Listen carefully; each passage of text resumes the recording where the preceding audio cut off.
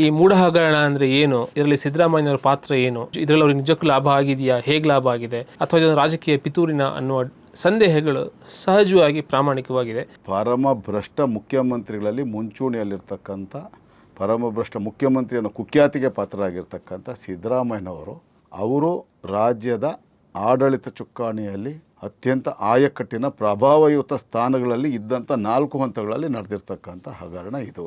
ಒಬ್ಬ ರೈತನ ಹತ್ರ 3,24,000 ರೂಪಾಯಿಗೆ ಮೂಡ ಅಕ್ವೈರ್ ಮಾಡಿಕೊಂಡ ಜಾಗ, ಅದನ್ನ ಸಿದ್ದರಾಮಯ್ಯನವರು ಅವ್ರ ಹೆಂಡತಿ ಹೆಸರಲ್ಲಿ ಹೊಡ್ಕೊಂಡ ಮೇಲೆ ಅದಕ್ಕೆ 60 ಕೋಟಿ ರೂಪಾಯಿ ಆಗಿದೆ. ಅದರ ಜಾಗ ಬದಲಾಯಿಸಿಕೊಂಡು ಒಟ್ಟು ಪ್ರಕ್ರಿಯೆಯಲ್ಲಿ ಅವರು ಅಷ್ಟು ಹಣ ಮಾಡಿದ್ದಾರೆ. ಭೂ ಪರಿವರ್ತನೆ ಆಗೋ ಸಂದರ್ಭದಲ್ಲಿ ಮೂಲ ಮಾಲೀಕರಾದ ನಿಂಗ ಅವರು ಬದುಕೇ ಇರೋದಿಲ್ಲ. ಹಾಗಾಗಿ ಸಿದ್ದರಾಮಯ್ಯನವರು ಅದಕ್ಕೂ ಉತ್ತರ ಕೊಡಬೇಕಾಗತ್ತೆ. ಸತ್ತೋಗಿರುವಂಥ ವ್ಯಕ್ತಿ ಹೆಸರಿನಲ್ಲಿ ಭೂ ಪರಿವರ್ತನೆ ಮಾಡಲಿಕ್ಕೆ ಸಾಧ್ಯ ಇದೆಯಾ? ಮೂಡ ಹಗರಣದಲ್ಲಿ ಮುಖ್ಯಮಂತ್ರಿ ಸಿದ್ದರಾಮಯ್ಯನವರು ಬಹುತೇಕ ಸಿಲುಕೊಂಡು ಬಿಟ್ಟಿದ್ದಾರೆ, ಇನ್ನು ಹೊರಗೆ ಬರೋಕ್ಕೆ ಸಾಧ್ಯ ಇಲ್ಲ ಅನ್ನೋ ರೀತಿಲಿದೆ. ಆದರೆ ಸುಮಾರು ಜನಕ್ಕೆ ಈ ಮೂಢ ಹಗರಣ ಅಂದ್ರೆ ಏನು, ಇದರಲ್ಲಿ ಸಿದ್ದರಾಮಯ್ಯನವರ ಪಾತ್ರ ಏನು, ಇದರಲ್ಲಿ ಅವ್ರಿಗೆ ನಿಜಕ್ಕೂ ಲಾಭ ಆಗಿದೆಯಾ, ಹೇಗೆ ಲಾಭ ಆಗಿದೆ, ಅಥವಾ ಇದೊಂದು ರಾಜಕೀಯ ಪಿತೂರಿನ ಅನ್ನುವ ಸಂದೇಹಗಳು ಸಹಜವಾಗಿ ಪ್ರಾಮಾಣಿಕವಾಗಿದೆ. ಇದೆಲ್ಲವನ್ನು ನಮಗೆ ತಿಳಿಸ್ಕೊಡೋದಕ್ಕೆ ಇವತ್ತು ನಮ್ಮ ಜೊತೆ ಭ್ರಷ್ಟಾಚಾರ ವಿರೋಧಿ ಹೋರಾಟದ ಸಂಚಾಲಕರಾಗಿರುವ ಎನ್.ಆರ್. ರಮೇಶ್ ಅವರು ಇದ್ದಾರೆ. ಅವರು ಮಾಜಿ ಕಾರ್ಪೊರೇಟರ್ ಕೂಡ ಆಗಿದ್ರು. ನಿಮಗೆ ಕಾರ್ಯಕ್ರಮಕ್ಕೆ ಸ್ವಾಗತ. ನಮಸ್ಕಾರ. ಏನು ಈ ಮೂಢ ಹಗರಣ ಅಂದ್ರೆ ಏನು, ಎಲ್ಲಿಂದ ಶುರುವಾಯಿತು, ಇದರಲ್ಲಿ ಸಿದ್ದರಾಮಯ್ಯನವರ ಪಾತ್ರ ಏನಿದೆ? ಇದರಲ್ಲಿ ರಾಜಕೀಯ ಪಿತೂರಿ ಇಲ್ಲ ಅಂದ್ರೆ ಈ ಆರೋಪದ ಹಿಂದೆ ರಾಜಕೀಯ ಪಿತೂರಿ ಇಲ್ಲ? ಖಂಡಿತವಾಗ್ಲೂ ಇಲ್ಲ. ಕರ್ನಾಟಕ ರಾಜ್ಯದ ಇತಿಹಾಸದಲ್ಲಿ ಈ ನಾಡು ಕಂಡಿರ್ತಕ್ಕಂಥ ಪರಮ ಭ್ರಷ್ಟ ಮುಖ್ಯಮಂತ್ರಿಗಳಲ್ಲಿ ಮುಂಚೂಣಿಯಲ್ಲಿರ್ತಕ್ಕಂಥ ಪರಮಭ್ರಷ್ಟ ಮುಖ್ಯಮಂತ್ರಿಯನ್ನು ಕುಖ್ಯಾತಿಗೆ ಪಾತ್ರರಾಗಿರ್ತಕ್ಕಂಥ ಸಿದ್ದರಾಮಯ್ಯನವರು ಅವರು ರಾಜ್ಯದ ಆಡಳಿತ ಚುಕ್ಕಾಣಿಯಲ್ಲಿ ಅತ್ಯಂತ ಆಯಕಟ್ಟಿನ ಪ್ರಭಾವಯುತ ಸ್ಥಾನಗಳಲ್ಲಿ ಇದ್ದಂಥ 4 ಹಂತಗಳಲ್ಲಿ ನಡೆದಿರ್ತಕ್ಕಂಥ ಹಗರಣ ಇದು.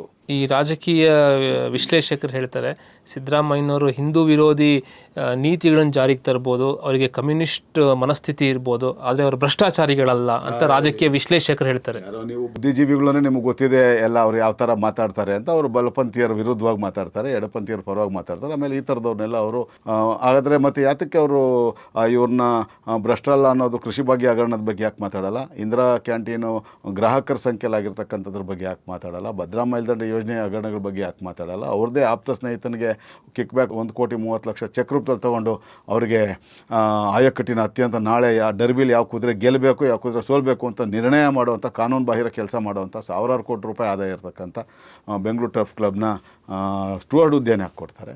ಅದೇ ತಮ್ಮ ಆತ್ಮೀಯ ಅತ್ಯಾಪ್ತ ಸ್ನೇಹಿತನಿಗೆ ಕಿಂಗ್ಸ್ ಕೋರ್ಟ್ ಅದೇ ವಿವೇಕರಿಗೆ ಮುಜರಾ ಇಲಾಖೆ ಜಾಗದಲ್ಲಿ ಆತ ಏನು ಕಟ್ಕೊಂಡಿದ್ದಾರೆ ಗುತ್ತಿಗೆ ಅವಧಿ ಮುಗಿದಿದ್ರು ಕೂಡ ಕಾನೂನಿನ ಎಲ್ಲ ನಿಯಮಗಳನ್ನ ಗಾಳಿಗೆ ಮತ್ತೆ 35 ವರ್ಷಗಳಿಗೆ ಗುತ್ತಿಗೆ ಯಾಕೆ ನವೀಕರಣ ಮಾಡಿಕೊಡ್ತಾರೆ. ಆದರೆ ಎಲ್ಲೋ ಒಂದು ಕಡೆ ಅವ್ರ ಪಾಪ ಅವ್ರಿಗೆ ಗೊತ್ತಿಲ್ಲ ದಾಖಲೆ ಅಂಥವ್ರು ನಮ್ಮ ಜೊತೆ ನೇರವಾಗಿ ಯಾವತ್ತೂ ನಾನು ಕರಿತೀನಿ, ಸಿದ್ದರಾಮಯ್ಯನವ್ರನ್ನೇ ಕರಿತೀನಿ. ಸಿದ್ದರಾಮಯ್ಯನವ್ರ ಪರ ಅವರು ಬಂದರೂ ಸರಿ, ಸಾರ್ವಜನಿಕವಾಗಿ ಅವರು ಸಿದ್ದರಾಮಯ್ಯನವ್ರು ಭಾಗಿಯಾಗಿರ್ತಕ್ಕಂಥ 123 ಹಗರಣಗಳು 1,73,000ಕ್ಕೂ ಹೆಚ್ಚು ಪುಟಗಳ ದಾಖಲೆಗಳನ್ನು ಹಗರಣವಾರು ನಾನು ಇಟ್ಕೊಂಡು ಹೋಗ್ತೀನಿ. ಆ ಥರ ಇದ್ದರೆ ಯಾತಕ್ಕೆ ಅವ್ರು ಪ್ರಭಾವ ಬಿ ರಿಪೋರ್ಟ್ ಹಾಕ್ಸ್ಕೊಳ್ಳೋಂಥ 19 ಪ್ರಕರಣದಲ್ಲಿ ಮಾಡ್ತಾರೆ. ಅದನ್ನು ನಾವು ಪ್ರಶ್ನೆ ಮಾಡಿದ್ದೀವಿ, ಅದು ಬೇರೆ ಪ್ರಶ್ನೆ. ಈಗ ಮೂಡಾದ ಬರೋಣ, ನೀವನ್ನ ಕರ್ನಾಟಕದ ಅತ್ಯಂತ ಪರಮ ಭ್ರಷ್ಟ ಅಂತ ಹೇಳಿದ್ದೀರಾ, ನೀವೀಗ ಇದನ್ನು ಪ್ರೂವ್ ಮಾಡಬೇಕು. ಇವಾಗ ನಾನು ಈಗಾಗಲೇ ಹೇಳಿದ ಹಗರಣಗಳಲ್ಲಿ ಅವ್ರು ಭಾಗಿಯಾಗಿರ್ತಕ್ಕಂಥದ್ದು ಇವತ್ತು ಬೇರೆ ಅವ್ರ ಪತ್ರಿಕೆಗಳಲ್ಲಿ ನೋಡಿದೆ, ನಾನು ಅತ್ಯಂತ ನಿಷ್ಕಳಂಕ ವ್ಯಕ್ತಿತ್ವ ಹೊಂದಿರತಕ್ಕಂಥ ಸಾಮಾಜಿಕ ಜೀವನ ನಡೆಸ್ತಾ ಇದ್ದೀನಿ ಅಂತ ಈ ಪ್ರಪಂಚ ನಂಬಕ್ಕಾಗದೇ ಇರೋಂಥ ವಿಶ್ವದ 8ನೇ ಅದ್ಭುತ ಅನ್ನೋ ರೀತಿಯಲ್ಲಿ ಮಾತಾಡ್ತಾರೆ. ಆದರೆ ಪಾಪ ಅವ್ರ ಆತ್ಮಸಾಕ್ಷಿ ಗೊತ್ತು, ಅವರಷ್ಟು ಭ್ರಷ್ಟರು ಯಾರೂ ಇಲ್ಲ ಅನ್ನೋದು ಅವ್ರಿಗೆ ಗೊತ್ತು. ಯಾರ್ಯಾರು ಬೇರೆಯವರೆಲ್ಲ ನೇರವಾಗಿ ಅವರೇ ಮಾಡಿದ್ರೆ ಇವರು ಬೇರೆಯವ್ರ ಮೂಲಕ ಅದು ಎಚ್.ಸಿ. ಮಹದೇವಪ್ಪ ಇರ್ಬೋದು, ಆಂಜನೇಯ ಇರ್ಬೋದು, ಜಾರ್ಜ್ ಇರ್ಬೋದು, ಇಂಥವ್ರ ಮೂಲಕ ನಾನು ನೇರವಾಗಿ ಹೇಳ್ತೀನಿ, ಬೈರತಿ ಸುರೇಶ್ ಇರ್ಬೋದು, ಇಂಥವ್ರ ಮೂಲಕ ಅವ್ರು ಮಾಡಿರೋದು 1-2 ಅಲ್ಲ, 100 ಇದೆ. ಅದಕ್ಕೆ 100 ನಾನು ಹೇಳಿದ್ನಲ್ಲ 1,73,000 ಪುಟಗಳ ದಾಖಲೆಗಳನ್ನು ನಾನು ಸಾರ್ವಜನಿಕರ ಮುಂದೆ ಇಡೋಕ್ಕೆ ರೆಡಿ ಇಟ್ಟಿದ್ದೀನಿ ಕೂಡ. ಈಗ ಮೂಡ ಹಗರಣಕ್ಕೆ ಸಂಬಂಧಪಟ್ಟ ಹೇಳೋದಾದರೆ ಮೈಸೂರು ನಗರ ಅಭಿವೃದ್ಧಿ ಪ್ರಾಧಿಕಾರ 1997ರಲ್ಲಿ ದೇವನೂರು 3ನೇ ಹಂತದ ಬಡಾವಣೆಯ ನಿರ್ಮಾಣಕ್ಕೆ ಅಂತ ಹೇಳಿ ಮೈಸೂರು ತಾಲೂಕು ಕಸಬಾ ಹೋಬಳಿ ಕೆಸರೆ ಗ್ರಾಮ ಮತ್ತು ಅದರ ಸುತ್ತಮುತ್ತಲ ಪ್ರದೇಶಗಳಲ್ಲಿ 100 ಎಕರೆಗಳಷ್ಟು ವಿಸ್ತೀರ್ಣದ ಪ್ರದೇಶವನ್ನು ಭೂಸ್ವಾಧೀನ ಪಡಿಸ್ಕೊಳ್ಳುತ್ತೆ. ಆದರೆ ಆಶ್ಚರ್ಯಕರವಾಗಿ ಆ ಕೆಸರೆ ಗ್ರಾಮದ ನಿಂಗ ಅನ್ನುವರು ಮಾಲೀಕರಾಗಿರ್ತಕ್ಕಂಥ ಭೂಮಾಲೀಕರು ಅದಾಗಲೇ ಅವರಿಗೆ 3,24,000 ರೂಪಾಯಿಗಳಷ್ಟು ಹಣ ಪರಿಹಾರದ ರೂಪದಲ್ಲಿ ಮೂಡಾಯಿಂದ ತಲುಪಿರೋ ಅಂಥ ವ್ಯಕ್ತಿಯಿಂದ 1900 ಆ ವ್ಯಕ್ತಿಯ ಹೆಸರನ್ನ ಆ ಜಮೀನಿಗೆ ಸರ್ವೆ ನಂಬರ್ 464 ಕೆಸರೆ ಗ್ರಾಮದ ಸರ್ವೆ ನಂಬರ್ 464ರ 3 ಎಕರೆ 16 ಗುಂಟೆ ಜಾಗವನ್ನು ಅತ್ಯಂತ ಆಶ್ಚರ್ಯಕರ ರೀತಿಯಲ್ಲಿ ಭೂಸ್ವಾಧೀನಪಡಿಸಿಕೊಂಡ 8 ತಿಂಗಳ ಅವಧಿಯಲ್ಲಿ 1998ರಲ್ಲಿ ಇವರಿಗೆ ಭೂಸ್ವಾಧೀನ ಪ್ರಕ್ರಿಯೆಯಿಂದ ಕೈ ಬಿಡುವಂಥ ಕೆಲಸವನ್ನು ಮಾಡ್ತಾರೆ. ಆ ಗ್ರಾಮದಲ್ಲಿ ಬೇರೆಯವ್ರದ್ದು ಇವ್ರದ್ದು ಮಾತ್ರ ಕೈ ಬಿಟ್ಟಿರ್ತಾರೆ. ಇವ್ರು ಮಾತ್ರ ಕೈ ಬಿಟ್ಟಿರ್ತಾರೆ. ಆ ಪ್ರಕರಣಕ್ಕೆ ಸಂಬಂಧಪಟ್ಟ ಈ ಘಟನೆ ಭೂಸ್ವಾಧೀನ ಪ್ರಕ್ರಿಯೆಯಿಂದ ಕೈ ಬಿಡುವಂಥ ಸಂದರ್ಭದಲ್ಲಿ ಮೂಡಾದ ಅಧ್ಯಕ್ಷರಾಗಿದ್ದವರು ಇದೇ ಸಿದ್ದರಾಮಯ್ಯನವರ ಬಲಗೈ ಬಂಟ, ಸದಾ ಅಕ್ಕಪಕ್ಕನೇ ಇರ್ತಕ್ಕಂಥ ಬಸವೇಗೌಡರು. ಇದು ಇಡೀ ಮೈಸೂರಿಗೆ ಗೊತ್ತಿರೋವಂಥದ್ದು. ಈ ಸಂದರ್ಭದಲ್ಲಿ ಕರ್ನಾಟಕ ರಾಜ್ಯದ ಉಪಮುಖ್ಯಮಂತ್ರಿ ಮತ್ತು ಹಣಕಾಸು ಸಚಿವರಾಗಿ ಕಾರ್ಯ ಮಾಡ್ತಾ ಇದ್ದಂಥವ್ರು JH ಪಟೇಲ್ ಅವರ ಸಚಿವ ಸಂಪುಟದಲ್ಲಿ ಸಿದ್ದರಾಮಯ್ಯನವರು ಅಲ್ಲಿ ಅವ್ರ ಪ್ರಭಾವವನ್ನು ಬಳಸ್ಕೊಳ್ತಾರೆ. ಅದಾದ ನಂತರ ಕೆಲವೇ ದಿನಗಳಲ್ಲಿ ಆ ಜಾಗವನ್ನು ಅದಾಗಲೇ L&T ಸಂಸ್ಥೆಯಿಂದ ಸಂಪೂರ್ಣವಾಗಿ ಅಭಿವೃದ್ಧಿಪಡಿಸಿ ಎಲ್ಲ ಮೂಲಭೂತ ಸೌಕರ್ಯಗಳನ್ನು ಕಲ್ಪಿಸ್ಕೊಟ್ಟಿದ್ದಂಥ ಆ ದೇವನೂರು ಮೂರನೇ ಹಂತದ ಬಡಾವಣೆಯ ಈ ಒಂದು ನಿಂಗ ಅನ್ನೋರಿಗೆ ಸೇರಿದಂಥ 3 ಎಕರೆ 16 ಗುಂಟೆ ಜಾಗ ಏನಿತ್ತು, ಅಭಿವೃದ್ಧಿಪಡಿಸಿದ ಜಾಗವನ್ನು ಹೊರತುಪಡಿಸಿ, ಅಂದರೆ ರಸ್ತೆಗಳು ಅದಕ್ಕೆಲ್ಲ ಹೋಗಿ 39,000 ಚದರಡಿಗಳಷ್ಟು ವಿಸ್ತೀರ್ಣದ ಸ್ವತ್ತು ಉಳ್ಕೊಂಡಿರುತ್ತೆ. ಅದಕ್ಕೆ ಸಂಬಂಧಪಟ್ಟ ಹಾಗೆ ಅದೇ ನಿಂಗ ಅನ್ನೋರಿಂದ ಯಾವ ವ್ಯಕ್ತಿ ತನ್ನ ಪರಿಹಾರ ಧನವನ್ನು ಮೂಡಾಯಿಂದ ಪಡ್ಕೊಂಡಿರ್ತಾನೆ 3,24,000 ರೂಪಾಯಿ, ಆ ನಿಂಗ ಅನ್ನೋ ವ್ಯಕ್ತಿಯಿಂದ ಈತ BM ಮಲ್ಲಿಕಾರ್ಜುನ ಸ್ವಾಮಿ ಅನ್ನೋರು ಯಾರು ಅಂತಂದರೆ ಸ್ವತಃ ಸಿದ್ದರಾಮಯ್ಯನವರ ಭಾವಮೈದ್ನ, ಅವರ ಧರ್ಮಪತ್ನಿ ಶ್ರೀಮತಿ ಪಾರ್ವತಿಯವರ ಸ್ವಂತ ಸಹೋದರ, ಅವರ ಹೆಸರಿಗೆ ಅದನ್ನು ಕ್ರಯಕ್ಕೆ ತಗೊಳ್ಳುವಂಥ ಕೆಲಸವನ್ನು ಮಾಡ್ತಾರೆ. ಅದಾದ ನಂತರ 2004-05ರಲ್ಲಿ ಇದನ್ನು ದಾನಪತ್ರದ ಮೂಲಕ ಇವರಿಗೆ 2004-05ರಲ್ಲಿ ಶ್ರೀಮತಿ ಪಾರ್ವತಿಯವರಿಗೆ ಕೊಡುವಂಥ ಕೆಲಸವನ್ನು ಮಾಡ್ತಾರೆ. ಸ್ವತಃ ಕುಂಕುಮ ನಾನು ಇಟ್ಕೊಳ್ಳಲ್ಲ ಅಂಥೇಳಿ, ಅದು ಕುಂಕುಮ ಇಟ್ಕೊಂಡ್ರೆ ತಾನೆಲ್ಲೋ ಒಂದು ಕಡೆ ಹಿಂದೂ ಪರ ಇದ್ದೀನಿ ಅಂತ ಹೇಳಿ ಕುಂಕುಮ ಧಾರಣೆಯನ್ನು ವಿರೋಧ ಮಾಡುವಂಥ ಸಿದ್ದರಾಮಯ್ಯನವರು ಅರ್ಶಿನ ಕುಂಕುಮಕ್ಕೆ ನನ್ನ ಬಾಮೈದ ನನ್ನ ಪತ್ನಿಗೆ ಕೊಟ್ಟಿದ್ದಾರೆ ಅನ್ನೋ ಮಾಹಿತಿಯನ್ನು ಕೂಡ ಅವರ ಪ್ರಮಾಣ ಪತ್ರದ ನಾವು ಹೇಳ್ತಾ ಇರೋಂಥದ್ದೆಲ್ಲ ಬೇಕಾದ್ರೆ ನೀವು ನೋಡ್ಬೋದು. 2013-14 ಅವರು ಚುನಾವಣೆಗೆ ಸಲ್ಲಿಸಿರ್ತಕ್ಕಂಥ ಚುನಾವಣಾ ಆಯೋಗಕ್ಕೆ ಸಲ್ಲಿಸಿರ್ತಕ್ಕಂಥ ಪ್ರಮಾಣ ಪತ್ರದ ಅದೇ ಪದವನ್ನು ಬಳಸಿದ್ದಾರೆ. ಅದಾದ ನಂತರ 2004-05ರಲ್ಲಿ ಸದರಿ ಈ ಸರ್ವೆ ನಂಬರ್ 464 ಕೆಸರೆ ಗ್ರಾಮದ 3 ಎಕರೆ 16 ಗುಂಟೆ ಸ್ವತ್ತನ್ನು, ವಿಸ್ತೀರ್ಣದ ಸ್ವತ್ತನ್ನು ಭೂ ಪರಿವರ್ತನೆ ಮಾಡಲಾಗತ್ತೆ, ಲ್ಯಾಂಡ್ ಕನ್ವರ್ಷನ್ ಮಾಡಲಿಕ್ಕಾಗತ್ತೆ. ಯಾರ ಹೆಸರಿನಲ್ಲಿ ನಿಂಗ ಅಂತ ನಿಜವಾದ ಮೂಲ ಮಾಲೀಕ ಅವ್ರ ಹೆಸರು ಮಾಡ್ತಾರೆ. ಆದರೆ ದುರಂತ ಅಂದರೆ ನೀವೆಲ್ಲಾದರೂ ಕೇಳಿದ್ದೀರಾ, ಸ್ವತಃ ಕಾನೂನು ಪಂಡಿತರು ಸಿದ್ದರಾಮಯ್ಯನವರು ಹಲವಾರು ವರ್ಷಗಳ ಕಾಲ ಕಾನೂನು ಪದವೀಧರರಿಗೆ ಕಾನೂನು ಪಾಠವನ್ನು ಹೇಳ್ಕೊಟ್ಟಂಥ ಮಾಸ್ಟ್ರು ಅಂತ ಅವ್ರನ್ನವರೇ ಬೆನ್ನು ತಟ್ಕೊಳ್ತಾರೆ. ಯಾವ ಕಾಲೇಜಲ್ಲಿ? ಅವರು ಮೈಸೂರಿನ ಲಾ ಕಾಲೇಜ್ನಲ್ಲಿ. ಆ ಸಿದ್ದರಾಮಯ್ಯನವರು ಒಂದು ವಿಷಯ ಸ್ಪಷ್ಟಪಡಬೇಕು ಸಾರ್ವಜನಿಕವಾಗಿ ನನ್ನ ಈ ಪ್ರಶ್ನೆಗೆ. ಯಾವುದೇ ಒಬ್ಬ ಭೂಮಾಲೀಕ ತೀರ್ಕೊಂಡಾದ ನಂತರ ಆ ಸತ್ತೋಗಿರುವಂಥ ವ್ಯಕ್ತಿ ಅಥವಾ ನಿಧನರಾಗಿರ್ತಕ್ಕಂಥ ವ್ಯಕ್ತಿ ಹೆಸರಿಗೆ ಭೂ ಪರಿವರ್ತನೆ ಮಾಡಲಿಕ್ಕೆ ಅವಕಾಶ ಇದೆಯಾ? ಭೂ ಪರಿವರ್ತನೆ ಯಾರು ಮಾಡ್ತಾರೆ 2004-05ರಲ್ಲಿ, ಅಷ್ಟೊತ್ತಿಗಾಗಲೇ 3-4 ವರ್ಷಗಳ ಹಿಂದೆ ನಿಂಗ ಅನ್ನೋರು ತೀರ್ಕೊಂಡಿರ್ತಾರೆ ಭೂಮಾಲೀಕರು. ಈ 2004-05ರಲ್ಲಿ ಏನು ಇದಕ್ಕೆ ಭೂ ಪರಿವರ್ತನೆ ಆಗುತ್ತೆ, ಆ ಸಂದರ್ಭದಲ್ಲಿ ಇದೇ ಸಿದ್ದರಾಮಯ್ಯನವರು ಧರ್ಮಸಿಂಗ್ ಅವರ ಸಚಿವ ಸಂಪುಟದಲ್ಲಿ ಮತ್ತು ಉಪಮುಖ್ಯಮಂತ್ರಿ ಮತ್ತು ಹಣಕಾಸು ಸಚಿವರಾಗಿ ಕೆಲಸ ಮಾಡ್ತಾ ಇರ್ತಾರೆ. ಅಲ್ಲಿ 2ನೇ ಬಾರಿ ತಮ್ಮ ಅಧಿಕಾರವನ್ನು ದುರ್ಬಳಕೆ ಮಾಡಿಕೊಂಡ್ರು. ಇದಾದ ನಂತರ ಶ್ರೀಮತಿ BM ಪಾರ್ವತಿಯವರು ಅರ್ಜಿಯನ್ನು ಸಲ್ಲಿಸ್ತಾರೆ. ನಮಗೆ ಇದನ್ನು ಈ ಒಂದು ಬದಲಿ ನಿವೇಶವನ್ನು ಹಂಚಿಕೆ ಮಾಡಿಕೊಡಿ, ಈ ಬಡಾವಣೆ ಬದಲಾಗಿ ಬೇರೊಂದು ಬಡಾವಣೆಯಲ್ಲಿ ಕೊಡಿ ಅಂತ ಹೇಳಿ ಒಂದು ಅರ್ಜಿಯನ್ನು ಸಲ್ಲಿಸ್ತಾರೆ. 2013-2018 5 ವರ್ಷಗಳ ಅವಧಿಯಲ್ಲಿ ಕರ್ನಾಟಕ ರಾಜ್ಯದ ಮುಖ್ಯಮಂತ್ರಿಗಳಾಗಿದ್ದಂಥ ಸಂದರ್ಭದ ಸಿದ್ದರಾಮಯ್ಯನವರು ಆ ಸಂದರ್ಭದಲ್ಲಿ ಮೂಡಾದ 2016-17ರಲ್ಲಿ ಒಂದು ನಿರ್ಣಯವನ್ನು ತಗೊಳುತ್ತೆ. ಮೂಡ ಅಂದರೆ ಅಲ್ಲಿನ ಪ್ರಾಧಿಕಾರದ ಸಭೆ, ವಿಷಯ ಸಂಖ್ಯೆ 30, ಅದರಲ್ಲಿ ಒಂದು ನಿರ್ಣಯವನ್ನು ತಗೊಳುತ್ತೆ. ಶ್ರೀಮತಿ BM ಪಾರ್ವತಿಯವರು ಸಲ್ಲಿಸತಕ್ಕಂಥ ಅರ್ಜಿಯನ್ನು ಊರ್ಜಿತ ಮಾಡಿ ಅವರಿಗೆ ಈಗಾಗಲೇ ಅಭಿವೃದ್ಧಿಪಡಿಸಿರ್ತಕ್ಕಂಥ ಇನ್ನೊಂದು ಬಡಾವಣೆಯಲ್ಲಿ ಬದಲಿ ನಿವೇಶನವನ್ನು ಕೊಡಬೇಕು, 39,000 ಚದರಡಿಗಳಷ್ಟು ವಿಸ್ತೀರ್ಣದ ಕೊಡಬೇಕು ಅಂತೇಳಿ ತೀರ್ಮಾನವನ್ನು ತಗೊಳ್ಳುತ್ತೆ.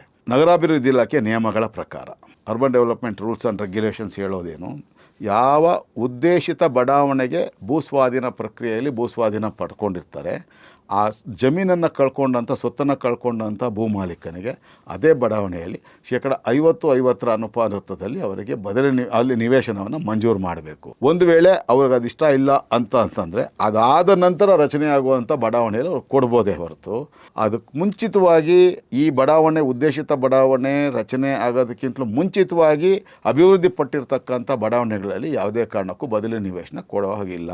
ಇದೇ ವಿಷಯಕ್ಕೆ ಸಂಬಂಧಪಟ್ಟಂಗೆ ಸಿದ್ದರಾಮಯ್ಯನವರು ಸದನದಲ್ಲಿ ಮಾತಾಡಿದ್ದಾರೆ. ಮಾಡಿದ್ದಾರೆ.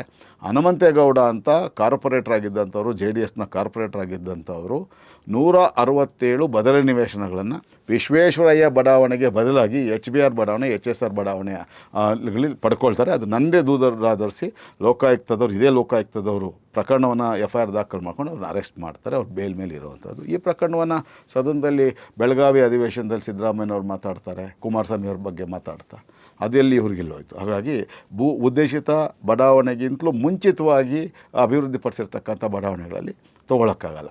ದೇವನೂರು 3ನೇ ಹಂತದ ಬಡಾವಣೆಗಿಂತಲೂ 12 ವರ್ಷಕ್ಕೆ ಮುಂಚಿತವಾಗಿ ಮೈಸೂರಿನ ಅತ್ಯಂತ ಪ್ರತಿಷ್ಠಿತ ಬಡಾವಣೆ ವಿಜಯನಗರ 2 ಮತ್ತು 3ನೇ ಹಂತದ ಬಡಾವಣೆಗಳನ್ನು ನಿರ್ಮಾಣ ಮಾಡಿರುವಂಥದ್ದು. ದೇವನೂರು 3ನೇ ಹಂತದ ಬಡಾವಣೆಯಲ್ಲಿ ಸರ್ಕಾರಿ ಮಾರ್ಗಸೂಚಿ ದರ ಗೈಡೆನ್ಸ್ ವ್ಯಾಲ್ಯೂ 3,600 ರೂಪಾಯಿ ಇದೆ. ಅಲ್ಲಿ ಮಾರುಕಟ್ಟೆ ಬೆಲೆ 5,000 ರೂಪಾಯಿ ಇದೆ ಪ್ರತಿ ಚದರಡಿಗೆ. ಆದರೆ ಇದೇ ವಿಜಯನಗರ 2 ಮತ್ತು 3ನೇ ಹಂತದಲ್ಲಿ ಮಾರುಕಟ್ಟೆ ಬೆಲೆ 15,000 ರೂಪಾಯಿ ಇದೆ. ನೀವು ಮಾರುಕಟ್ಟೆ ಬೆಲೆ 16 ಕೋಟಿ ಆಗುತ್ತೆ, ಮಾರ್ಗಸೂಚಿ ದರದ ಬೆಲೆ 9 ಕೋಟಿ ಆಗುತ್ತೆ ದೇವನೂರು 3ನೇ ಹಂತದ ಬಡಾವಣೆ. ಆದರೆ ವಿಜಯನಗರ 2 ಮತ್ತು 3ನೇ ಹಂತದಲ್ಲಿರ್ತಕ್ಕಂಥ ಬಡಾವಣೆ ಆ ನಿವೇಶನದ ಬೆಲೆ 50 ಕೋಟಿಗಿಂತಲೂ ಅಧಿಕವಾಗಿರ್ತದೆ.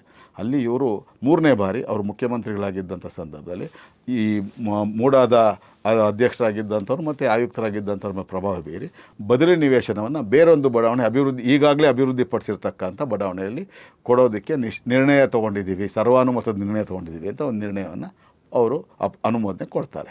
ಇಲ್ಲಿ 3ನೇ ಬಾರಿ ಅವರು ಇರ್ತಾರೆ. 4ನೇ ಬಾರಿ ಅವರು ಈ ರಾಜ್ಯದ ವಿರೋಧ ಪಕ್ಷದ ನಾಯಕರಾಗಿ ಕೆಲಸ ಮಾಡ್ತಾಯಿದ್ದಂಥ 2022ರಲ್ಲಿ ಈ 14 ನಿವೇಶನಗಳು 39,000 ಚದರಡಿಗಳಷ್ಟು ವಿಸ್ತೀರ್ಣದ 14 ನಿವೇಶನಗಳ ನೋಂದಣಿ ಅವರ ಶ್ರೀಮತಿಯವರ ಹೆಸರಿಗೆ ಆಗುತ್ತೆ. ಇಲ್ಲಿಗೆ 4 ಹಂತಗಳಲ್ಲಿ ಈ 4 ಪ್ರಕ್ರಿಯೆಗಳು ನಡೆದಂಥ ಸಂದರ್ಭದಲ್ಲಿ ಸಿದ್ದರಾಮಯ್ಯನವರು ಅತ್ಯಂತ ಆಯಕಟ್ಟಿನ ಸ್ಥಳಗಳಲ್ಲಿ ರಾಜ್ಯ ಸರ್ಕಾರದಲ್ಲಿ ಅತ್ಯಂತ ಪ್ರಭಾವಯುತ ಹುದ್ದೆಯಲ್ಲಿ ಉಪಮುಖ್ಯಮಂತ್ರಿ, ಹಣಕಾಸು ಸಚಿವ, ಮುಖ್ಯಮಂತ್ರಿ, ವಿರೋಧ ಪಕ್ಷದ ನಾಯಕನಾಗಿ ಕೆಲಸ ಮಾಡ್ತಾಯಿದ್ರು. ಇಷ್ಟರ ಮಟ್ಟಿಗೆ ಅವರು ತಮ್ಮ ಪ್ರಭಾವವನ್ನು ಬಳಸ್ಕೊಂಡು ಅಧಿಕಾರವನ್ನು ದುರ್ಬಳಕೆ ಮಾಡಿಕೊಂಡು ಮೊದಲು ಬಸವೇಗೌಡರ ಮೂಲಕ ಡಿನೋಟಿಫಿಕೇಷನ್ ಮಾಡಿಸ್ಕೊಳ್ತಾರೆ. ಅದಾದ ನಂತರ ಉಪಮುಖ್ಯಮಂತ್ರಿಗಳಾಗಿದ್ದ ಭೂ ಪರಿವರ್ತನೆ ಮಾಡಿಸ್ಕೊಳ್ತಾರೆ. ಅಂತಿಮವಾಗಿ ಇವರು ಮುಖ್ಯಮಂತ್ರಿಗಳಾಗಿದ್ದಂಥ ಸಂದರ್ಭದಲ್ಲಿ ಬದಲಿ ನಿವೇಶನಗಳನ್ನು ಈಗಾಗಲೇ 10-12 ವರ್ಷಗಳ ಹಿಂದೆ ಅಭಿವೃದ್ಧಿಪಡಿಸಿರ್ತಕ್ಕಂಥ ಅತ್ಯಂತ ಪ್ರತಿಷ್ಠಿತ ಬಡಾವಣೆ ವಿಜಯನಗರದಲ್ಲಿ ಅವರು ಮೈಸೂರಿನ ವಿಜಯನಗರ ಬಡಾವಣೆಯಲ್ಲಿ ಈ ಬದಲಿ ನಿವೇಶನದ ಹೆಸರಿನಲ್ಲಿ 14 ನಿವೇಶನಗಳನ್ನು ಅವರು ಮಂಜೂರು ಮಾಡಿಸ್ಕೊಳ್ಳೋವಂಥ ಕಾನೂನು ಬಾಹಿರವಾದಂಥ ಕೆಲಸವನ್ನು ಮಾಡ್ತಾರೆ. ಇಷ್ಟರ ಮಧ್ಯೆ ಭೂ ಪರಿವರ್ತನೆ ಆಗೋ ಸಂದರ್ಭದಲ್ಲಿ ಮೂಲ ಮಾಲೀಕರಾದ ನಿಂಗ ಅವರು ಬದುಕೇ ಇರೋದಿಲ್ಲ. ಹಾಗಾಗಿ ಸಿದ್ದರಾಮಯ್ಯನವರು ಅದಕ್ಕೂ ಉತ್ತರ ಕೊಡಬೇಕಾಗತ್ತೆ. ಸತ್ತೋಗಿರುವಂಥ ವ್ಯಕ್ತಿ ಹೆಸರಿನಲ್ಲಿ ಭೂ ಪರಿವರ್ತನೆ ಮಾಡಲಿಕ್ಕೆ ಸಾಧ್ಯ ಇದೆಯಾ? ಒಟ್ಟು ಎಷ್ಟು ಸ್ಕ್ವೇರ್ ಫೀಟ್ ಜಾಗವನ್ನು ಇವರು ಕಬಳಿಸಿದ್ದಾರೆ? ಸುಮಾರು 150 ಚದರಡಿ ಕಡಿಮೆ 39,000 3848 ಅಂತ ಅಂದ್ಕೊಳ್ತೀನಿ. 39,000 ಚದರಡಿಗಳಷ್ಟು ವಿಸ್ತೀರ್ಣದ ಆಲ್ಮೋಸ್ಟ್ 1 ಎಕರೆ ಅಷ್ಟು ಬರುತ್ತೆ. 43,560 ಚದರಡಿಗಳಷ್ಟು ವಿಸ್ತೀರ್ಣ 1 ಎಕರೆಗೆ ಬರುತ್ತೆ. ಅದ್ರ ಪೈಕಿ ಒಂದು 10% ಅಷ್ಟು, ಒಂದು 5% ಅಷ್ಟು ಕಡಿಮೆ, ಅಷ್ಟು 95% 1 ಎಕರೆಗೆ ಸಮನಾಗಿ ಹೇಳೋದಾದರೆ ಅಷ್ಟು ಪ್ರದೇಶವನ್ನು ಇವರು ಕಾನೂನಿನ ಎಲ್ಲ ನಿಯಮಗಳನ್ನು ಗಾಳಿಗೆ ತೋರಿ ಅವರು ತಮ್ಮ ಅಧಿಕಾರವನ್ನು ದುರುಪಯೋಗ ಪಡಿಸ್ಕೊಂಡು ಮಾಡಿರ್ತಕ್ಕ. ಮಾರ್ಕೆಟ್ ವ್ಯಾಲ್ಯೂ ಎಷ್ಟಿದೆ ಇದಕ್ಕೆ? ಸುಮಾರು ಕನಿಷ್ಠ 50 ಕೋಟಿ ರೂಪಾಯಿಗಿಂತಲೂ ಹೆಚ್ಚು ಇರುವಂಥದ್ದು. ಇದಕ್ಕೆ ಪ್ರಕರಣ ಬೆಳಕಿಗೆ ಬರ್ತಾ ಇದ್ದಂಗೆ ಅವರು ತುಂಬಿದ ಸಭೆಯಲ್ಲಿ, ವಿಧಾನಸಭೆಯಲ್ಲಿ, ವಿಧಾನಸೌಧದಲ್ಲಿ ಮಾಧ್ಯಮವರ ಸಮಕ್ಷಮದಲ್ಲಿ ಹಾಗಾದರೆ ನನಗೆ ಬೇಡ, ನಿವೇಶನ ವಾಪಸ್ ಕೊಡ್ತೀನಿ, ನನಗೆ 62 ಕೋಟಿ ರೂಪಾಯಿ ಇದನ್ನು ನಮಗೆ ಪರಿಹಾರಧನವನ್ನು ಕೊಡಿಸಿ ಸರ್ಕಾರದಿಂದ ಅಂತ ಸ್ವತಃ ಮುಖ್ಯಮಂತ್ರಿಗಳು ಹೇಳ್ತಾರೆ. ಆದರೆ ಮುಖ್ಯಮಂತ್ರಿಗಳು ಸಿದ್ದರಾಮಯ್ಯನವ್ರಿಗೆ ಒಂದು ವಿಷಯ ಕೇಳ್ತೀವಿ, ನೀವು ಕಳ್ಕೊಂಡಿರ್ತಕ್ಕಂಥ 3 ಎಕರೆ 16 ಗುಂಟೆ ಜಾಗಕ್ಕೆ ನೀವು ಮೈಸೂರಿನ ನಿಮ್ಮ ಕೆಸರೆ ಗ್ರಾಮದಲ್ಲಿ ಕಳ್ಕೊಂಡಿರ್ತಕ್ಕಂಥ ಒಂದು ಜಾಗಕ್ಕೆ ಇವತ್ತು ಮಾರುಕಟ್ಟೆ ಬೆಲೆನೇ 6-7 ಕೋಟಿ ಇರುವಂಥ ಸಂದರ್ಭದಲ್ಲಿ ನೀವು 62 ಕೋಟಿ ರೂಪಾಯಿಯಷ್ಟು ಪರಿಹಾರಧನವನ್ನು ಕೇಳ್ತೀರ. ಹಾಗಾದರೆ ಅದೇ ನಿಮ್ಮ ಮೈಸೂರಿನ ಮಹಾರಾಜರಿಗೆ ಸೇರಿದಂಥ ಬೆಂಗಳೂರಿನ ಹೃದಯ ಭಾಗದಲ್ಲಿರ್ತಕ್ಕಂಥ ಸದಾಶಿವನಗರ ಬಡಾವಣೆಗೆ ಹೊಂದಿಕೊಂಡಂತಿರ್ತಕ್ಕಂಥ ಅರಮನೆ ಮೈದಾನದಲ್ಲಿ ರಸ್ತೆ ಅಗಲೀಕರಣ ಕಾರ್ಯಕ್ಕೆ ಅಂತ ಹೇಳಿ BBMP ಮೂಲಕ 15 ಎಕರೆಗಳಷ್ಟು 43,560 × 15 ಅಷ್ಟು ಬೃಹತ್ ಪ್ರಮಾಣದ ಸ್ವತ್ತನ್ನು ನೀವು ವಶಪಡಿಸ್ಕೊಂಡು 1 ಕೋಟಿ ರೂಪಾಯಿ ಪರಿಹಾರಧನವನ್ನು ಕೊಡ್ತೀರಾ. ನೀವು ನಿಮ್ಮ ಜಾಗಕ್ಕೆ ನೀವು 62 ಕೋಟಿ ರೂಪಾಯಿ ಕೇಳ್ತೀರಾ ಅಂದರೆ ನೀವು ಕೇಳ್ತಾ ಇರೋವಂಥ ಪ್ರಮಾಣದಲ್ಲಿ ಲೆಕ್ಕ ಹಾಕಿದ್ರೆ ವಾಸ್ತವವಾಗಿ ಇವರಿಗೆ ಇವತ್ತಿನ ಮಾರುಕಟ್ಟೆ ಬೆಲೆ, ಇವತ್ತು ಸರ್ಕಾರಿ ಮಾರ್ಗಸೂಚಿ ದರ 29,600 ರೂಪಾಯಿ ಇದೆ ಸದಾಶಿವನಗರ ಅರಮನೆ ಮೈದಾನದಲ್ಲಿ. ಮಾರುಕಟ್ಟೆ ಬೆಲೆ 60,000ದಿಂದ 70,000 ರೂಪಾಯಿ ಇದೆ. ಅಂಥ ಪ್ರದೇಶಕ್ಕೆ ನೀವು 1,500,000ದಿಂದ 2,000 ಕೋಟಿ ಪರಿಹಾರಧನ ಕೊಡಬೇಕಾಗತ್ತೆ. ಅವ್ರಿಗೊಂದು ನ್ಯಾಯ, ನಿಮಗೊಂದು ನ್ಯಾಯ ಅನ್ನೋ ರೀತಿಯಲ್ಲಿ ನೀವು ಮಾತಾಡುವಂಥದ್ದು. ಇವರು ಪ್ರತಿಯೊಂದು ಸಂದರ್ಭದಲ್ಲಿ ಈ ಎಲ್ಲ ಸಂದರ್ಭಗಳಲ್ಲಿ ಇವರಿಗೆ ಎಲ್ಲ ರೀತಿಯ ಸಹಕಾರವನ್ನು ಕೊಟ್ಟಂಥವ್ರು. ಮೊದಲಿಗೆ ಅಧ್ಯಕ್ಷರಾಗಿದ್ದಂಥ ಬಸವೇಗೌಡರು, ಆನಂತರ ಇತ್ತೀಚೆಗೆ 2013-18 ಅವಧಿಯಲ್ಲಿ ಆನಂತರ ಅಧ್ಯಕ್ಷರಾಗಿದ್ದಂಥ ರಾಜೀವ್ ಅವರು ಮತ್ತು ಆಯುಕ್ತರ ಕೆಲಸ ಮಾಡಿದಂಥ DB ನಟೇಶ್ ಅವರು ಇವರಿಗೆ ಎಲ್ಲ ರೀತಿಯ ಸಹಕಾರವನ್ನು ಇವರ ಪ್ರಭಾವಕ್ಕೊಳಗಾಗಿ. ಅಲ್ಲ, ಇವರಿಗೆ ಇದರಲ್ಲಿ ಶಿಕ್ಷೆ ಆಗತ್ತಾ? ಏನಿಲ್ಲ, ಅವ್ರ ಹೆಂಡತಿ ಹೆಸರಲ್ಲಾಗಿದೆ. ಇದೊಂದು ಏನೋ ಒಟ್ಟು ಕೆಲಸದಲ್ಲಾದ ಇದು ಗೊಂದಲ, ಇದನ್ನು ಸರಿ ಮಾಡ್ಕೊತೀವಿ ಅಂತ ಮೂಢ ಹೇಳಿದ್ರೆ. ಶ್ರೀಮತಿ BM ಪಾರ್ವತಿ ಅವರು ಸಾಮಾನ್ಯ ವ್ಯಕ್ತಿಯಲ್ಲ. 2ನೇ ಬಾರಿಗೆ ರಾಜ್ಯದ ಮುಖ್ಯಮಂತ್ರಿಗಳಾಗಿದ್ದಂಥವ್ರು, 2 ಸಾರಿ ಈ ರಾಜ್ಯದ ಉಪಮುಖ್ಯಮಂತ್ರಿಗಳಾಗಿ 3 ವರ್ಷಗಳ ಕಾಲ ವಿರೋಧ ಪಕ್ಷದ ನಾಯಕರ ಕೆಲಸ ಮಾಡಿದಂಥವ್ರು. ಆ ಥರ ಇವ್ರ ಪ್ರಭಾವ ಇಲ್ಲದೆ ಅವ್ರು ಶ್ರೀಮತಿ ಅವ್ರ ಹೆಸರಿಗೆ ಮಾಡ್ಲಿಕ್ಕೆ ಸಾಧ್ಯ. ಹಾಗೆ ಯಾಕಾಗಿದ್ದರೆ ಬೇರೆಯವ್ರಿಗೂ ಮಾಡ್ಬೋದಾಗಿತ್ತಲ್ಲ, ಬೇರೆಯವ್ರದ್ದೆಲ್ಲ ಅರ್ಜಿಗಳು ಯಾಕೆ ತಿರಸ್ಕಾರ ಮಾಡಿದ್ರು? ಹಾಗಾಗಿ ಇದರಲ್ಲಿ ಅವರ ಅಧಿಕಾರ ದುರ್ಬಳಕೆ ಮಾಡ್ಕೊಂಡಿರ್ತಕ್ಕಂಥದ್ದು ಅತ್ಯಂತ ಸ್ಪಷ್ಟ. ಹಾಗಾಗಿ ಶ್ರೀಮತಿ ಪಾರ್ವತಿ ಅವರು ಹೋಗಿ ಎಲ್ಲೂ ಮಾಡಿಸ್ಕೊಳ್ಳಿಕ್ಕೆ ಸಾಧ್ಯ ಇಲ್ಲ. ಇವರು ಶಿಶುಕೋಟಿಗಳೇ ಮಾಡಿರೋದು ಮತ್ತು ಇವರು ಆದೇಶದ ಮೇಲೆ ಮಾಡಿರ್ತಕ್ಕಂಥದ್ದು. ಇಲ್ಲಾಂದರೆ ಶ್ರೀಮತಿ ಪಾರ್ವತಿ ಅವರು ಅರ್ಜಿ ಸಲ್ಲಿಸಿದ ತಕ್ಷಣ ಭೂ ಪರಿವರ್ತನೆ ಮಾಡೋಕ್ಕೆ, ಭೂಸ್ವಾಧೀನ ಪ್ರಕ್ರಿಯೆಯಿಂದ ಕೈ ಬಿಡೋಕ್ಕೆ, ಬದಲಿ ನಿವೇಶನ ಬೇರೊಂದು ಬಡಾವಣೆಗೆ ಈಗಾಗಲೇ ಅಭಿವೃದ್ಧಿಪಡಿಸಿರ್ತಕ್ಕಂಥ ಬಡಾವಣೆಗಳು ಕೊಡಲಿಕ್ಕೆ ಯಾಕೆ ಸಾಧ್ಯ? ನೀವು ಕೇಳಿ BDAನಲ್ಲಿ ಅಥವಾ BDA ಆಯುಕ್ತರನ್ನ ಅಥವಾ ಅಧ್ಯಕ್ಷರನ್ನ ಕೇಳ್ಕೊಳ್ಳಿ ನೀವು ಬೇಕಂದರೆ, ಅಥವಾ ಕಾರ್ಯದರ್ಶಿಗಳನ್ನ ಕೇಳಿ. ಹೆಚ್ಚು ಕಮ್ಮಿ ಇವತ್ತು ಬದಲಿ ನಿವೇಶನಕ್ಕೆ ಸಂಬಂಧಪಟ್ಟಂಗೆ 16,000ಕ್ಕೂ ಹೆಚ್ಚು ಅರ್ಜಿಗಳು BDAನಲ್ಲಿದೆ. ಕೊಡಲಿಕ್ಕೆ ಸಾಧ್ಯ ಇಲ್ಲ. ತುಂಬ ಪ್ರಭಾವಿಗಳಿಗೆ ಎಲ್ಲ ರೀತಿಯ ಹಣದ ಪ್ರಭಾವ, ಆರ್ಥಿಕ ಪ್ರಭಾವ ಮತ್ತು ರಾಜಕೀಯ ಪ್ರಭಾವ ಇರತಕ್ಕಂಥ ಪ್ರಭಾವಶಾಲಿಗಳಿಗೆ ಮಾತ್ರ ಆ ರೀತಿ ಮಾಡಿಕೊಟ್ಟು ಇವತ್ತು ಸಿಕ್ಕಾಕೊಂಡ್ರದ್ದು ಬದಲಿ ನಿವೇಶನದ ಹಗರಣ ಅಂತಲೇ ಬೆಂಗಳೂರು ಅಭಿವೃದ್ಧಿ ಪದ ತುಂಬ ದೊಡ್ಡ ಮಟ್ಟಕ್ಕೆ ಹೆಸರು ಮಾಡಿರೋ. ನಿಂಗ ಅನ್ನೋರ ಹತ್ರ ಮೊದಲನೇ ಬಾರಿ ಮೂಡ ಅಕ್ವೈರ್ ಮಾಡಿದಾಗ ಅದ್ರದ್ದು ಎಷ್ಟು ಕೊಟ್ಟಿದ್ರು? 6 ಲಕ್ಷ. 3,24,000 ರೂಪಾಯಿಯಷ್ಟು ಹಣವನ್ನು ಚೆಕ್ ರೂಪದಲ್ಲಿ ಅವರಿಗೆ ಪರಿಹಾರ ಧನವನ್ನಾಗಿ ಕೊಡಲಾಗಿದೆ. 3,24,000. 1997ರಲ್ಲಿ. ಈಗ ಅವರಿಗೆ ಇರುವ ಜಾಗದ ಬೆಲೆ 60 ಕೋಟಿ. 60 ಕೋಟಿ ರೂಪಾಯಿ. ಹಾಗಾಗಿ ಅಂದರೆ ನಾನು ಕ್ಲಿಯರ್ ಮಾಡ್ತೀನಿ, ಒಬ್ಬ ರೈತನ ಹತ್ರ 3,24,000 ರೂಪಾಯಿಗೆ ಮೂಡ ಅಕ್ವೈರ್ ಮಾಡಿಕೊಂಡ ಜಾಗ, ಅದನ್ನ ಸಿದ್ದರಾಮಯ್ಯನವರು ಅವ್ರ ಹೆಂಡತಿ ಹೆಸರಲ್ಲಿ ಹೊಡ್ಕೊಂಡ ಮೇಲೆ ಅದಕ್ಕೆ 60 ಕೋಟಿ ರೂಪಾಯಿ ಆಗಿದೆ. ಅದರ ಜಾಗ ಬದಲಾಯಿಸ್ಕೊಂಡು ಒಟ್ಟಿನಲ್ಲಿ ಒಟ್ಟು ಪ್ರಕ್ರಿಯೆಯಲ್ಲಿ ಅವರು ಅಷ್ಟು ಹಣ ಮಾಡಿದ್ದಾರೆ. ಆ ಥರನೇ ಸಿದ್ದರಾಮಯ್ಯನವರು ಒಂದಲ್ಲ ಎರಡ, ನಾನು ಈಗಾಗಲೇ ಹಲವಾರು ಜನರ ಹೆಸರು ಹೇಳಿದೆ, ಅದೆಲ್ಲ ಮಾಡ್ಕೊಂಡಿರ್ತಕ್ಕಂಥದ್ದು. ಹಾಗಾಗಿ ಅದರ ಈ ಪ್ರಕರಣದಲ್ಲಿ ಇದಕ್ಕೇನು ಲಾಜಿಕಲ್ ಎಂಡ್? ಈ ಪ್ರಕರಣದಲ್ಲಿ ನಿಮಗೆ ಭೂಸ್ವಾಧೀನ ಪ್ರಕ್ರಿಯೆ ಮುಗಿದ ನಂತರ, ಅಂದರೆ 6-1 ಅಂತ ಕರಿತೀವಿ ಅದನ್ನ. ಫಸ್ಟು 4-1 ಅಂದರೆ ನೋಟಿಫಿಕೇಷನ್ ಮಾಡಿದ್ದೀವಿ, ಭೂಸ್ವಾಧೀನ ಮಾಡ್ಕೊಳ್ತೀವಿ ಅಂತ ನೋಟಿಸ್ ಕಳಿಸೋದು. 6-1 ಅಂತಂದರೆ ಭೂಸ್ವಾಧೀನ ಪಡಿಸ್ಕೊಂಡು ಅವ್ರ ಪರಿಹಾರಧನ ವಿತರಣೆ ಮಾಡೋದು. 6-1 ಆದಮೇಲೆ ಡಿನೋಟಿಫಿಕೇಷನ್ ಮಾಡೋದು ಕಾನೂನು ರೀತಿ ಅಪರಾಧ. ಅದೇ ಪ್ರಕರಣಕ್ಕೆ ಇವ್ರು ಸಂಬಂಧಪಟ್ಟಂಗೆ ಬೇರೆ ಯಾರ್ಯಾರು ನಾಯಕರುಗಳ ಬಗ್ಗೆ ಮಾತಾಡಿದರು ಅನ್ನೋದು ನಿಮಗೆಲ್ಲ ಗೊತ್ತಿರೋವಂಥದ್ದು. ಡಿನೋಟಿಫಿಕೇಷನ್ ಹಗರಣ ಅಂತ ಹೇಳಿ ಇವರು ಕೂಡ ಮಾಡಿದ್ದಾರೆ. ಡಿನೋಟಿಫಿಕೇಷನ್ ರೀಡು ಅನ್ನೋ ಹೆಸರಲ್ಲಿ ಮಾಡೋದು. 2 ಪ್ರಕರಣದಲ್ಲಿ ಡಿನೋಟಿಫಿಕೇಷನ್ ಅಂತ ಮಾಡಿದ್ರು, ಭೂಪ್ಸಂದ್ರ ಮತ್ತು ಸಿದ್ದಾಪುರ ಗ್ರಾಮಗಳಲ್ಲಿ. ಆದರೆ ಇಲ್ಲಿ ಈ ಪ್ರಕರಣಕ್ಕೆ ಸಂಬಂಧಪಟ್ಟ ಹಾಗೆ ಭೂಸ್ವಾಧೀನ ಪ್ರಕ್ರಿಯೆ ಮುಗಿಸಿ L&T ಸಂಸ್ಥೆಯಿಂದ ಸಂಪೂರ್ಣ ಆ ಬಡಾವಣೆಯ ದೇವನೂರು 3ನೇ ಬಡಾವಣೆಯ ಸಂಪೂರ್ಣ ಪ್ರದೇಶವನ್ನು ಅಭಿವೃದ್ಧಿಪಡಿಸಿ ಎಲ್ಲ ಮೂಲಭೂತ ಸೌಕರ್ಯಗಳನ್ನು ಕಲ್ಪಿಸಿದ ನಂತರ ಇವರು ಡಿನೋಟಿಫಿಕೇಷನ್ ಮಾಡ್ತಾರೆ. ಆ ಡಿನೋಟಿಫಿಕೇಷನ್ ಮಾಡಿದಂಥ ಸ್ವತ್ತನ್ನು ಕೆಲವೇ ದಿನಗಳಲ್ಲಿ ಇವರ ಬಾವಮೈದನ್ನ ಖರೀದಿ ಮಾಡ್ತಾರೆ. ಖರೀದಿ ಮಾಡಿ ಕೆಲವೇ ದಿನಗಳಲ್ಲಿ ಅವರ ಅಕ್ಕನಿಗೆ ಅರಶಿನ ಕುಂಕುಮಕ್ಕೆ ಅಂತ ದಾನಪತ್ರದ ಮೂಲಕ ದಾನವಾಗಿ ಕೊಡ್ತಾರೆ. ದಾನವಾಗಿ ಕೊಟ್ಟು ಕೆಲವೇ ದಿನಗಳಲ್ಲಿ ಇವರಿಗೆ ಅದನ್ನು ನಿವೇಶನಗಳ ಹಂಚಿಕೆ, ಬದಲಿ ನಿವೇಶನಗಳ ಹಂಚಿಕೆಗೆ ನಿರ್ಣಯ ಮಾಡ್ತಾರೆ. ಬದಲಿ ನಿವೇಶನಗಳ ಹಂಚಿಕೆ ಅಂತ ಅನುಮೋದನೆ ಆಗುತ್ತೆ. ಅದಾದ ನಂತರ ಅವರ ಹೆಸರಿಗೆ ಆ ಬದಲಿ ನಿವೇಶನಗಳ ಯಾವ ಹಂಚಿಕೆ ಆಗಿರುತ್ತೆ ಅದನ್ನು ಸಂಪೂರ್ಣವಾಗಿ ಅವರ ಹೆಸರಿಗೆ ಶುದ್ಧ ಕ್ರಯ ಪತ್ರ ಮೂಡಾದಿಂದ ಮಾಡಿಕೊಡುವಂಥ ಕೆಲಸ ಮಾಡುತ್ತೆ. ಹಾಗಾಗಿ ಇಲ್ಲಿ ತನಕ ನಾನು ಈ ಪ್ರಕರಣಕ್ಕೆ ಸಂಬಂಧಪಟ್ಟ ಹಾಗೆ ಲೋಕಾಯುಕ್ತರಿಗೆ ಸಂಪೂರ್ಣ ದಾಖಲೆಗಳು, 400 ಪುಟಗಳ ದಾಖಲೆಗಳು, 14 ನಿವೇಶನಗಳಿಗೆ ಸಂಬಂಧಪಟ್ಟ 14 ಕ್ರಯಪತ್ರಗಳು, 14 ಖಾತಾ ದೃಢೀಕರಣ ಪತ್ರಗಳು, 14 ಹಂಚಿಕೆ ಪತ್ರಗಳು, ಈ 14 ನಿವೇಶನಗಳಿಗೆ ಪ್ರತ್ಯೇಕವಾಗಿ ಮೂಡಾದ ಪ್ರಾಧಿಕಾರದ ಸಭೆಯಲ್ಲಿ ತೊಗೊಂಡಿರ್ತಕ್ಕಂಥ ಬದಲಿ ನಿವೇಶನ ನೀಡಲಿಕ್ಕೆ ತೊಗೊಂಡಿರ್ತಕ್ಕಂಥ ಕಾನೂನು ಬಾಹಿರ ನಿರ್ಣಯದ ಪ್ರತಿಗಳು, ಇದೆಲ್ಲದಕ್ಕಿಂತಲೂ ಪ್ರಮುಖವಾಗಿ ಈ 14 ನಿವೇಶನಗಳ ಬದಲಿ ನಿವೇಶನಗಳನ್ನೇನು ಕೊಡಬೇಕು ಅಂತ ಆಯಿತು, ಇದಕ್ಕೆ ಸಂಬಂಧಪಟ್ಟ ಮೂಲ ಕಡತ ಒರಿಜಿನಲ್ ಫೈಲ್ನಲ್ಲಿರ್ತಕ್ಕಂಥ ಅಷ್ಟು ಟಿಪ್ಪಣಿ ಹಾಳೆಗಳು, ಅಷ್ಟು ದಾಖಲೆಗಳು ಸಹಿತ ನಾನಿವತ್ತು ಲೋಕಾಯುಕ್ತದಲ್ಲಿ ಸಿದ್ದರಾಮಯ್ಯನವರು, ಅವರ ಶ್ರೀಮತಿ ಧರ್ಮಪತ್ನಿ ಶ್ರೀಮತಿ BM ಪಾರ್ವತಿಯವರು, ಹಾಗೆ ಅವರ ಬಾವಮೈದನ BM ಮಲ್ಲಿಕಾರ್ಜುನ ಸ್ವಾಮಿಯವರು, 1997-98ರಲ್ಲಿ ಮೂಡಾದ ಅಧ್ಯಕ್ಷರಾಗಿದ್ದಂಥ ಬಸವೇಗೌಡರು, ಇವರ ಅತ್ಯಾಪ್ತರು, ಇನ್ನೊಬ್ಬ ಅತ್ಯಾಪ್ತ ರಾಜೀವ್ ಅವರು ಮೂಡಾದ ಅಧ್ಯಕ್ಷರಾಗಿದ್ದಂಥವ್ರು. ಅದಾದಂಥ DB ನಟೇಶ್ ಅವರು ಮೂಡಾದ ಆಯುಕ್ತರಾಗಿದ್ದಂಥವ್ರು. ಇವರೆಲ್ಲರ ವಿರುದ್ಧ ನಾನು ಕಾನೂನು ರೀತಿಯ ಲೋಕಾಯುಕ್ತದಲ್ಲಿ ವಂಚನೆ, ಭ್ರಷ್ಟಾಚಾರ, ಅಧಿಕಾರ ದುರುಪಯೋಗ, ನಕಲಿ ದಾಖಲೆ ತಯಾರಿಕೆ ಮತ್ತು ಸರ್ಕಾರಿ ಸ್ವತ್ತು ಕಬಳಿಕೆಗೆ ಸಂಚು ಪ್ರಕರಣಗಳನ್ನು ದಾಖಲು ಮಾಡಿದ್ದೇನೆ. ಈ ರೂಲ್ ಪ್ರಕಾರ ನಾವು ಇವತ್ತು ಜನಪ್ರತಿನಿಧಿ ನ್ಯಾಯಾಲಯಕ್ಕೆ ಹೋಗ್ತಾ ಇದ್ದೀವಿ. ಆದರೆ ಅದಕ್ಕೆ ಮುಂಚಿತವಾಗಿ ಯಾವ ತನಿಖಾ ಸಂಸ್ಥೆಯಲ್ಲಿ ನಾವು ದೂರನ್ನು ಕೊಟ್ಟಿರ್ತೀವಿ, ಅವರು 15-20 ದಿನಗಳ ಒಳಗಾಗಿ ಅದ್ರ ಬಗ್ಗೆ ಯಾವುದೂ ಕ್ರಮ ತಗೊಳ್ಳದೆ ಹೋದರೆ ಅದಾದ ನಂತರ ಕೊಡಬೇಕಾಗತ್ತೆ. ಲೋಕಾಯುಕ್ತದ ನಿಮ್ಗೆ ಗೊತ್ತಿದೆ ಪಾಪ ಹಲ್ಕಿತ್ತಿರೋ ಆ ಥರ ಇರೋದ್ರಿಂದ ಇವರ ಸ್ಥಾನಕ್ಕೆ, ಇವ್ರ ಸ್ಥಾನಮಾನಕ್ಕೆ, ಇವರ ಅಧಿಕಾರಕ್ಕೆ, ಪ್ರಭಾವಕ್ಕೆ ಒಳಗಾಗಿ ಭಯಪಟ್ಟು ಯಾರೂ ಅದರ ವಿರುದ್ಧ ಕ್ರಮ ತಗೊಳ್ಳಲ್ಲ. ಸಹಜವಾಗಿ ನಾನು ಮುಂದಿನ ಆಗಸ್ಟ್ 10ನೇ ತಾರೀಕು ನಿಗದಿತವಾಗಿ ಅವತ್ತೇ ನಾನು ಜನಪ್ರತಿನಿಧಿಗಳ ನ್ಯಾಯಾಲಯದಲ್ಲಿ ಇಷ್ಟು ಜನರ ವಿರುದ್ಧ ಪ್ರಕರಣವನ್ನು ಕ್ರಿಮಿನಲ್ ಪ್ರಕರಣ ಏನಾಗ್ಬೋದು, ಏನು ಲಾಜಿಕಲ್ ಎಂಡಿಂಗ್ ಏನು ಅವ್ರ ಬಗ್ಗೆ ದಾಖಲಾಗಿರ್ತಕ್ಕಂಥ 73 ದೂರುಗಳ ಪೈಕಿ 19 ದೂರುಗಳ ಪ್ರಕರಣಗಳಲ್ಲಿ ಅವರು ರಿಪೋರ್ಟ್ ಹಾಕ್ಸ್ಕೊಳ್ತಾರೆ. 19 ಪ್ರಕರಣಗಳ ಪೈಕಿ 18 ಪ್ರಕರಣಗಳನ್ನು ನಾನು ಈಗಾಗಲೇ ಏನು ರಿಪೋರ್ಟು ಅದನ್ನು ಉಚ್ಚ ನ್ಯಾಯಾಲಯದಲ್ಲಿ ಅದನ್ನು ಪ್ರಶ್ನೆ ಮಾಡಿದ್ದೀನಿ. ಅದಕ್ಕೂ ಒಂದು ಇದಾಗುತ್ತೆ.